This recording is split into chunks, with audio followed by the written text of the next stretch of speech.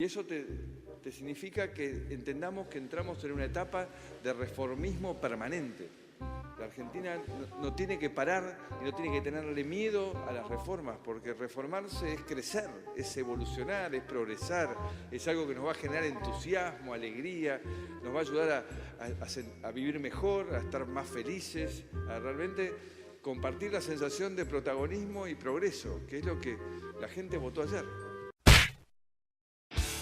Para entender de qué manera y cómo va a afectar a los trabajadores y a las trabajadoras y cuáles van a ser los derechos y las cosas que van a ir perdiendo a medida que avancen estas reformas laborales propuestas por el gobierno, que obviamente va a tener que contar con el apoyo de los distintos bloques en las cámaras, no solamente con los bloques propios, ya que el gobierno no tiene una mayoría absoluta, pero bueno, obviamente después van a empezar las negociaciones y con el aval de la oposición, como ya pasó en un montón de medidas, y con la complicidad de la burocracia, serán las que van a ir afectando a los trabajadores sector por sector, como bien es la estrategia del gobierno. Bueno, como les decía, para entender de qué se trata esto, recurrimos al compañero Leonardo, un compañero de la Fora, abogado, y además integrante de la Asociación de Abogados Laboralistas, para que nos explique de manera simple y clara, como lo suele hacer el compañero, en qué medida y de qué forma esta reforma, valga el juego de palabras, va a afectar a los trabajadores y a las trabajadoras. Bueno, finalmente el gobierno de Macri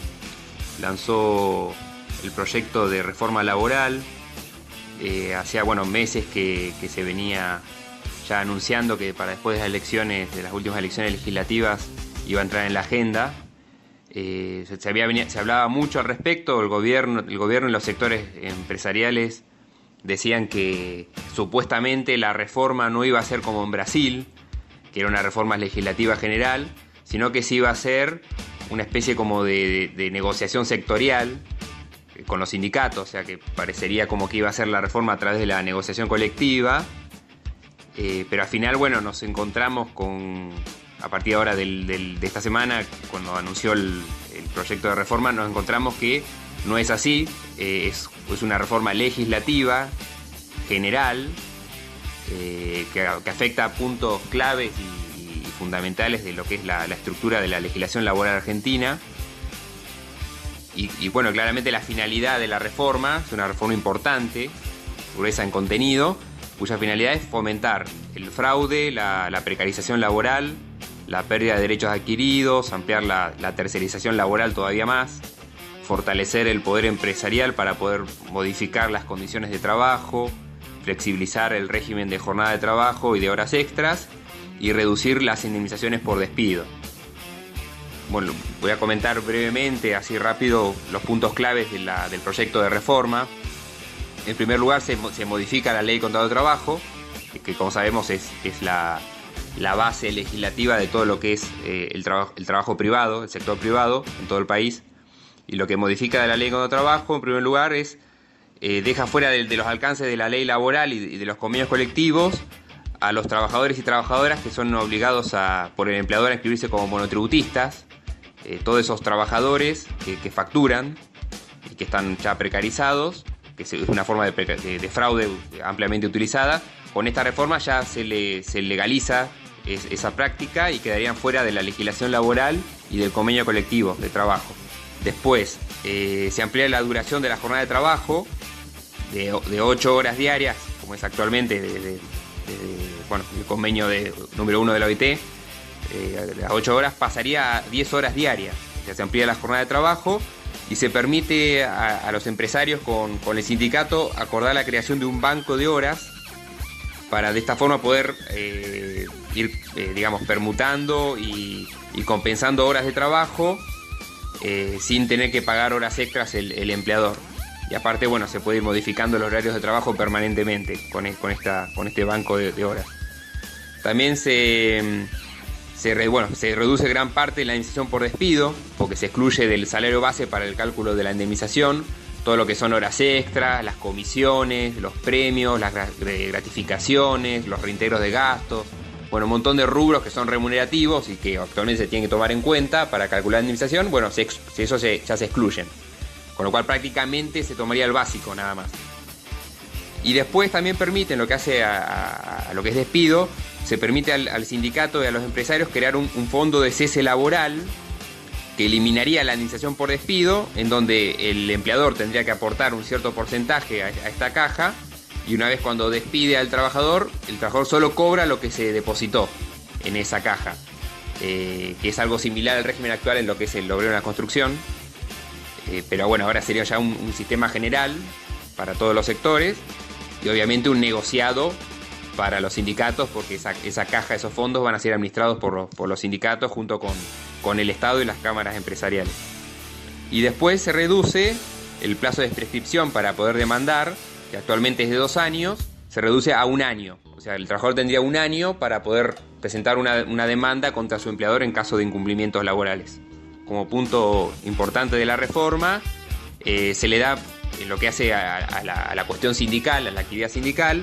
se le autoriza al Ministerio de Trabajo a que pueda cancelar personerías jurídicas de cualquier sindicato, ya sea con personería gremial o simplemente inscripto, cuando el Ministerio considera que hay alguna irregularidad, ¿sí? O que el sindicato no ha cumplido con alguna obligación, así lo dice en forma muy genérica el proyecto. El Ministerio tiene que intimar al sindicato que le regularice la situación dentro de un plazo, y si no cumple, le cancela la personería. Cosa que obviamente viola el convenio 87 de la OIT, que dice que solo se puede cancelar personerías a través de procesos judiciales. Así que bueno, eso a grosso modo es el proyecto de reforma que estaría lanzando el gobierno. Obviamente introduce políticas neoliberales y son totalmente regresivas para los trabajadores y trabajadoras. Bien, así compartíamos las expresiones del compañero, claras, contundentes, donde no queda margen a pensar que pueda o no afectar a los trabajadores y a las trabajadoras todas estas reformas. Nos va a afectar a cada uno en el lugar donde esté, a cada una en el lugar donde esté. Así que, como siempre, lo que queda ante estas medidas y estos atropellos que va a querer llevar adelante el gobierno, como decíamos al principio, el aval de los bloques opositores, seguramente por negociados que van a tener que hacer, y con el aval, como siempre, de la burocracia sindical, que mira para otro lado, ya que tiene que cuidar sus privilegios corporativos por encima de la lucha por los derechos de los trabajadores y las trabajadoras. Lo que queda es la organización, algo tan simple, tan fácil y tan difícil como lo es la organización, a la que tenemos que apuntar y a la que tenemos que empezar a construir. Y aunque sea una cosa que parece que se repite todo el tiempo, es que la única salida para que los trabajadores y las trabajadoras podamos pelear por nuestros derechos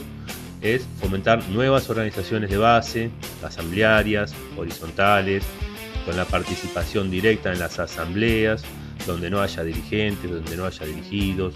donde todos construyamos ese camino que nos va a llevar a que, por medio de la acción directa, podamos lograr las conquistas, porque, como siempre decimos, no podemos hacer nada más que pelear nosotros por nuestros propios derechos. No podemos esperar por nadie. Todo depende de nosotros mismos. Así que,